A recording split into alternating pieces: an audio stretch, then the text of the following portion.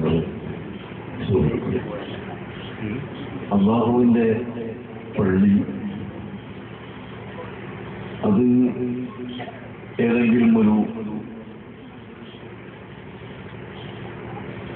ഭിന്നതയുണ്ടാക്കുവാനോ കക്ഷിത്വമുണ്ടാക്കുവാനോ ഉള്ളതല്ല, ഗൂഢാലോചനകൾക്കുള്ളതല്ല. അല്ലാഹുവിന്റെ പള്ളി മനുഷ്യ ഹൃദയം ശുദ്ധീകരിക്കുന്നതിനും അതുവഴി മനുഷ്യന്റെ പ്രവർത്തനം നന്നാക്കിയെടുക്കുന്നതിനുമാണ്. അല്ലാഹുവിലേക്ക് അടുക്കാൻ, അല്ലാഹുവിന്റെ ഇബാദത്ത് ചെയ്യാനുമുള്ളതാണ്. وأن المساجد لله فلا تدعوا مع الله أحدا. പള്ളികൾ അല്ലാഹുവിന് വേണ്ടി നിർമ്മിക്കപ്പെടുന്നതാണ്. അല്ലാഹുവിന്റെ പൊരുത്തത്തിനും അല്ലാഹുവിനെ ഇബാദത്ത് ചെയ്യാനും നിർമ്മിക്കപ്പെടുന്നതാണ് പള്ളികൾ. അതുകൊണ്ട് ഫലാ തദ്ഉ മഅ അല്ലാഹി അഹദ, അല്ലാഹുവിനോട് കൂടെ മറ്റാരെയും നിങ്ങൾ ആരാധിക്കരുത്, നിങ്ങൾ ഇബാദത്ത് ചെയ്യരുത്. അല്ലാഹുവിനെ മാത്രമേ ഇബാദത്ത് ചെയ്യാൻ പാടുള്ളൂ എന്ന് പരിശുദ്ധ ഖുർആൻ പഠിപ്പിക്കുന്നു. അതാണ് മുസ്ലിം ലോകം വിശ്വസിക്കുന്ന വിശ്വാസം. അതാണ് അഹ്ലുസുന്നത്ത് വൽ ജമാഅത്ത് ഇവിടെ ആയിട്ട് ഉറപ്പിച്ച് തറപ്പിച്ച് പറയുന്നത്. അഥവാ ലാ ഇലാഹ ഇല്ലല്ലാഹ്, അല്ലാഹുവിനല്ലാതെ ഇബാദത്ത് ചെയ്യാൻ പാടില്ല, അല്ലാഹുവിനല്ലാതെ ആരാധന ചെയ്യാൻ പാടില്ല, അല്ലാഹു അല്ലാതെ അതിന് അർഹനും ഇല്ല എന്ന് അർത്ഥം വരുന്ന അതിവിശാലമായ അർത്ഥങ്ങൾ ഉൾക്കൊള്ളുന്ന കലിമത്തു തൗഹീദ്, ലാ ഇലാഹ ഇല്ലല്ലാഹു മുഹമ്മദുർ റസൂലുള്ളാഹ് എന്ന കലിമത്ത്, അതാണ് നമ്മളെ പഠിപ്പിക്കുന്നത്. അങ്ങനെ കലിമത്തു തൗഹീദിൽ അധിഷ്ഠിതമായ ഇബാദത്തുകളും വിശ്വാസങ്ങളും വിശ്വസിക്കുകയും നിലനിർത്തുകയും ചെയ്യുന്നതിനാണ് അല്ലാഹുവിന്റെ പള്ളികൾ നിർമ്മിക്കപ്പെടുന്നത്. അതിൽ കക്ഷിത്വമില്ല, ഗ്രൂപ്പിസമില്ല, ഭിന്നിപ്പ് ഇല്ല. അല്ലാഹു സുബ്ഹാനഹു വ തആല പള്ളിയെ സംബന്ധിച്ച് ഒരുപാട് ആയത്തുകളിലൂടെ പഠിപ്പിച്ചിട്ടുണ്ട്. ലാ തഖും ഫീഹി അബദാ ലമസ്ജിദുൻ ഉസ്സിസ അലാ തഖ്വ മിൻ അവ്വൽ യൗം അഹഖ അൻ തഖൂമ ഫീഹി رجال يحبون أن يتطهروا والله يحب المطهرين. പരിശുദ്ധ ഖുർആൻ പഠിപ്പിക്കുന്നു. അല്ലാഹുവിനെ തഖ്വ ചെയ്യാനായി, അല്ലാഹുവിനെ വഴിപ്പെടാനായി നിർമ്മിക്കപ്പെട്ട പള്ളി, അതാണ് നിനക്ക് നിസ്കരിക്കാൻ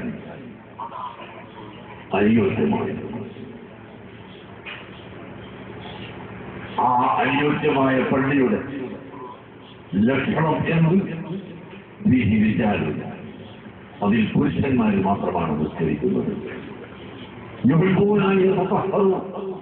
അവർ ബാഹ്യമായും ആന്തരികമായും ശുദ്ധിയാവാൻ ഇഷ്ടപ്പെടുക. അല്ലാഹുവിന്റെ പള്ളിയിൽ നിസ്കരിക്കുന്ന പുരുഷന്മാർ അവരുടെ ആഗ്രഹമുണ്ടായിരിക്കണം, അവരുടെ ശരീരം ശുദ്ധിയാവണം, നിസ്കരിക്കുന്ന സ്ഥലം ശുദ്ധിയാവണം, വസ്ത്രം ശുദ്ധിയാവണം. അത് മാത്രം പോരാ, ഹൃദയം ശുദ്ധിയാണ്. ശരീരവും വസ്ത്രവും ഒക്കെ ശുദ്ധിയായതുകൊണ്ട് ഹൃദയം ശുദ്ധിയാവുകയില്ല. വളരെ പ്രധാനമായത് ഹൃദയത്തിന്റെ ശുദ്ധിയാണ്. അസൂയ പാടില്ല, അഹങ്കാരം പാടില്ല, ഗർവ് മനുഷ്യന് പാടില്ല. അതുപോലെ ലോകമാന്യം പാടില്ല. ആളുകളുടെ പേരും പ്രശസ്തിയും കിട്ടാൻ ഒരു കാര്യം നമ്മൾ ചെയ്യാൻ പാടില്ല.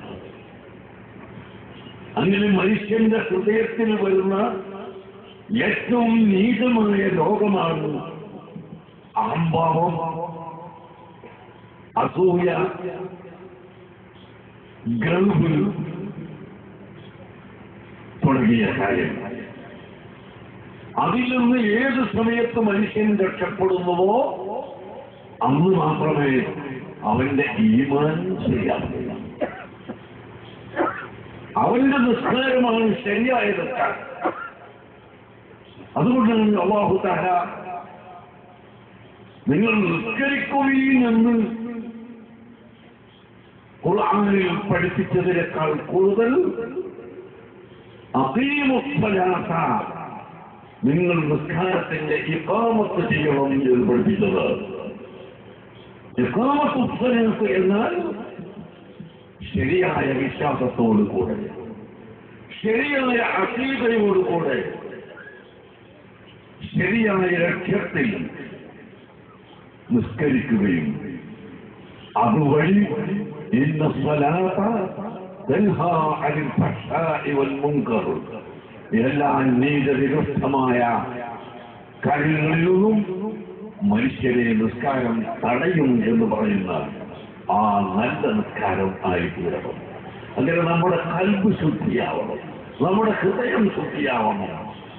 അല്ലാഹു തആല ഒരു വ്യക്തിക്ക് ഒരു നിഅമത്ത് ചെയ്തു കൊടുത്താൽ അതിൽ അസൂയ വെക്കുന്നത് പ്രിയപ്പെട്ട മുഅ്മിനീകളെ, ഈമാനുള്ള ഒരു മനുഷ്യനും പാടുള്ളതല്ല. അവന്റെ ഈമാൻ നഷ്ടപ്പെട്ടു. ഒരിക്കലും അസൂയ വെക്കാൻ പാടില്ല. അൽഹസദ് യഅ്കുലുൽ ഹസനാത്ത്, ഈമാൻ നശിപ്പിച്ചു കളയും. അതുകൊണ്ട് തന്നെ ഈ ഹാസിദീകൾ, അസൂയക്കാർ, അവരുടെ ഷർറ് വലിയ ഷർറാണ്. ആ ഷർറിൽ നിന്ന് രക്ഷപ്പെടാനാണ് അല്ലാഹു തആല ഒരു സൂറത്ത് തന്നെ നമുക്ക് ഇറക്കി തന്നു. ഖുൽ അഊദു ബിറബ്ബിൽ ഫലഖ് മിൻ ശർരി മാ ഖലഖ വമിൻ ശർരി ഗാസിഖിൻ ഇദാ വഖബ വമിൻ ശർരി النفاثات في العقد ومن شر حاسد إذا حسد. കണ്ടോ, അല്ലാഹു തആല എനിക്കും നിങ്ങൾക്കും പഠിപ്പിച്ചു തരികയാണ്. ആ സൂറയിലൂടെ അല്ലാഹുവിനോട് നാം കാവൽ ചോദിക്കുന്നു. ആരെക്കൊണ്ടാണ് കാവൽ ചോദിക്കുന്നത്? ജനങ്ങളുടെയും ഏഷണിയും ഭീഷണിയും നുണയും പ്രസാദും വിക്കരയും പറഞ്ഞു നടക്കുന്ന ആളുകളെ ഷർറിൽ നിന്നും, ومن شر حاسد إذا حسد, അസൂയ വെക്കുന്ന ആളുകളെ ഷർറിൽ നിന്നും പടച്ച റബ്ബേ ഞങ്ങളെ കാക്കണമേ എന്ന് അർത്ഥം വരുന്ന ഈ സൂറത്ത് അല്ലാഹു സുബ്ഹാനഹു വ തആല മുഅ്മിനീങ്ങൾക്ക് പഠിപ്പിച്ചു. വല്ലാത്ത രോഗമാണ് അസൂയ. അസൂയക്കാരൻ അസൂയപ്പെട്ട് അവനങ്ങനെ നശിച്ചുകൊണ്ടിരിക്കും. അസൂയ ആരോട് വെക്കുന്നുവോ അവർക്ക് ഇതുകൊണ്ട് ഒരു ദോഷവും ഇല്ല. പക്ഷേ ഈ അസൂയക്കാരൻ അവന്റെ അസൂയ മൂത്ത് കളവ് പറയാനും ചീത്ത പറയാനും അവസാനം